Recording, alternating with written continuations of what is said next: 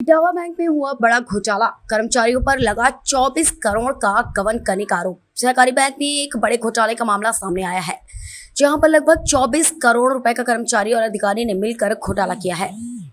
इसकी अब जांच उच्च स्तरीय तरीके से की जा रही है। महाप्रबंधक ने 10 लोगों पर लगाया गबन का आरोप। इटावा जिले में बनी एक सहकारी बैंक में मौजूद कर्मचारियों पर एक बड़ा गबन करने का मामला सामने आया है, जहां पर कर्मचारी और अधिकारी ने मिलकर एक नहीं, दो नहीं बल्कि 24 करोड़ के करीब गबन किया है। जब इस मामले की जानकारी उप महाप्रबंधक उमेश कुमार को हुई तो उन्होंने इस मामले को लेकर जांच के आदेश दिए। जांच करने को लेकर एक कमेटी गठित की गई। वहीं 9 जुलाई को कमेटी के द्वारा एक रिपोर्ट पेश की गई, जिसमें 24 करोड़ 90 लाख रुपए का गबन करने का 10 लोगों पर आरोप लगा।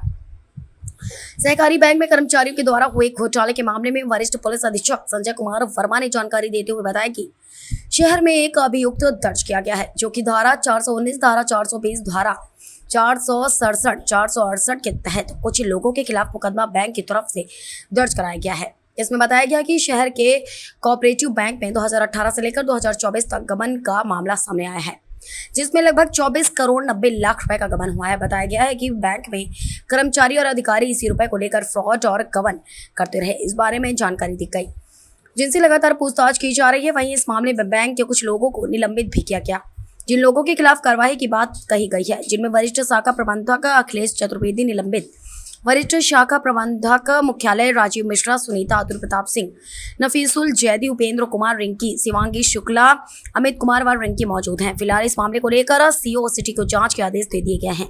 जांच की जा रही है और जो भी तथ्य निकलकर सामने आएंगे उसी के आधार पर कार्रवाई होगी।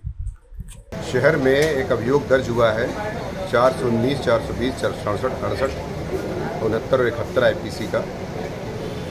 ये मामला जैसा कि उनके जो जीएम होते हैं उनके द्वारा मेरे संज्ञान में लाया गया था, और जैसा उन्होंने बताया कि डिपार्टमेंटल इंक्वायरी हुई थी इनकी। कोऑपरेटिव बैंक है जो इटावा का, उसमें कई वर्षों से, जैसा कि उन्होंने पहले बताया, 18 से लेकर 24 तक लगभग 24 करोड़ 90 लाख रुपए का गबन हुआ है। और बैंक का जो पैसा था वही बैंक के अधिकारी कर्मचारी मिल करके उसमें फ्रॉड करने की बात बताई गई है।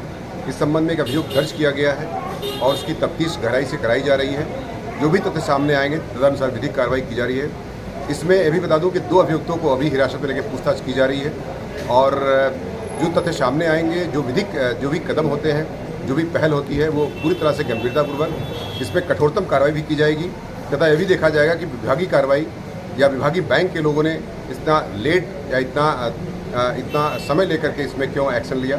और 6 साल तक ये मामला जो है पर्दे में रहा, और उसके बाद अचानक ये सामने पुलिस के लाया जाता है, जिसमें फिर सीओसिटी से जांच करा कर अभियोग दर्ज कराया गया है। सर, जो इसकी तफ्तीश जो है कोतवाली पुलिस द्वारा की जा रही है। सर, जो लोग लिप्त हैं सर, वो अभी इस समय सर कार्यरत हैं या फिर उनको निलंबित कर दिया गया है? कुछ लोग उसमें निलंबित हैं, जिसमें अखिलेश चतुर्वेदी का नाम जो मुख्य रूप से मुख्य अभियुक्त में से है, वो सीनियर ब्रांच मैनेजर के रूप में काम कर रहे थे उस समय अभी प्रमोट भी हो गए थे, लेकिन ये अभी निलंबित चल रहे हैं। इसमें और कुछ लोग निलंबित हैं। बाकी 10 लोगों का नाम इसमें एफआईआर में दर्ज हुआ है, जिसमें 4 से 5 लोग उसमें प्रबंधक के लेवल पर है, शाखा प्रबंधक है, सीनियर प्रबंधक है, बाकी लिपिक और कैशियर इसमें शामिल है। तो 10 लोग हैं, उसमें 5 महिलाएं हैं और 5 पुरुष। करोड़ रुपए का गबन का मामला आया है, क्या पूरा मामला है और किस तरह से कार्रवाई इसमें की जा रही है? देखिए, तो इसमें एक हमें दिसंबर के महीने में शिकायत प्राप्त हुई थी, जिसकी हमने प्राइमरी इंक्वायरी कराई। उस इंक्वायरी में 2 बैंक के कर्मचारियों की संलिप्तता पाई गई थी, उन्हें तभी सस्पेंड कर दिया गया था।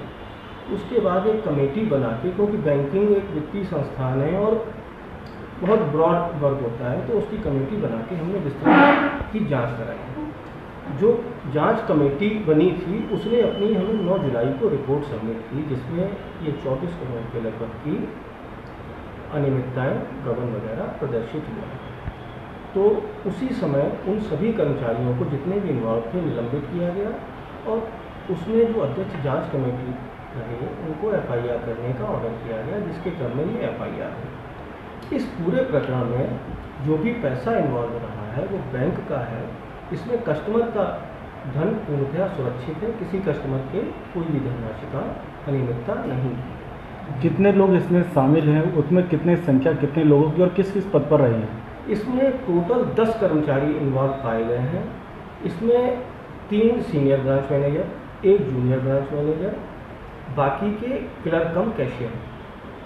ये जांच कितने समय से चल रही थी? कब प्रारंभ हुई थी जांच? ये जांच का ऑर्डर हमने दिसंबर के महीने में दिया था। सन कौन सी थी? दिसंबर 2023। अच्छा, आपकी जो FIR दर्ज हुई उसमें बताया जा रहा है कि 2018 से लेकर 2024 तक हुआ। जो अनियमितताएं हुई हैं उनकी डेट्स ये निकली है 18 की, जो अनियमितताएं हुई हैं वो निकल के ये किस तरीके से ये किया गया? ये डिटेल जांच अभी इसकी चल रही है। ये जो प्राइमरी रिपोर्ट निकल के आई थी, अभी उसके आधार पर त्वरित हम एक्शन लिया है, जिससे कि आगे कोई भी ऐसी समस्या उत्पन्न ना हो। बाकी जो भी स्थिति निकल के आएगी वो आप लोग। सर FIR लिखाने के बाद अभी तक पुलिस ने किसी को गिरफ्तार किया है? ये सूचना अभी ऑफिशियली मेरे पास नहीं है, परंतु सुना है पुलिस इसमें कुछ एक्शन कर रही है। सर ये बताएं, मान लीजिए कि ये आदमी अभी तक निलंबित कर दिया आपने, क्या भविष्य में ये इनको सबको क्या नाम बर्खास्त भी किया जाएगा? किया जा सकता है। वो जो भी अभी तो प्राइमरी रिपोर्ट आई है उसमें दोषी पाया है। इसकी हर कर्मचारी के कार्य की और उनकी जो भी आईडी हैं उनकी भी जांच होगी। उसमें जो भी चार्जशीट बनेगी उसके आधार पे बैंक प्रबंधन निर्णय लेगा। अकेले हम निर्णय लेने के इंटाइटल नहीं हैं। ये 24 करोड़ की धनराशि का जो गबन हुआ, ये क्या ये एक साथ किया गया या धीरे धीरे वर्ष किया गया? अलग अलग, एक साथ पूरा नहीं, थोड़ा थोड़ा करके। ये कब से कब तक का जो आपने 2018 से लेके इधर तक। तो बैंक को 2024 में पता चला, इससे पहले जो बैंक की जो क्लोजिंग होती थी उसमें ये चीज़ क्यों नहीं पता चल पाई? ये जो ब्रांच लेवल पे वर्क किया जाता रहा वो बहुत ही संतुलित रूप से किया जाता रहा, तो उसमें डिटेल जो निकल के आती रही, जो भी बैलेंस शीट्स बनती रही, उसमें ये चीज़ें कभी उजागर नहीं हुई। लेकिन जानकारों की माने तो बैंक तो हर साल जो अपनी वार्षिक पुस्तिका लॉन्च करती है उसमें बताती है कि बैंक हमेशा फायदे में चल रही है। हाँ। तो ये आकलन कैसे लिया था और ये घोटाला जब इतना बड़ा था? आकलन जो भी प्रॉफिट निकल के आया है वो बैलेंस शीट के आधार पर प्रॉफिट सही निकल के आया। अगर ये जो अनियमितताएं की हैं ये ना हुई होती तो उतना बैंक का प्रॉफिट और बढ़ सकता था। माना जाए तो प्रॉफिट में से गबन हुआ है। VP न्यूज, खबर सिर्फ सच की।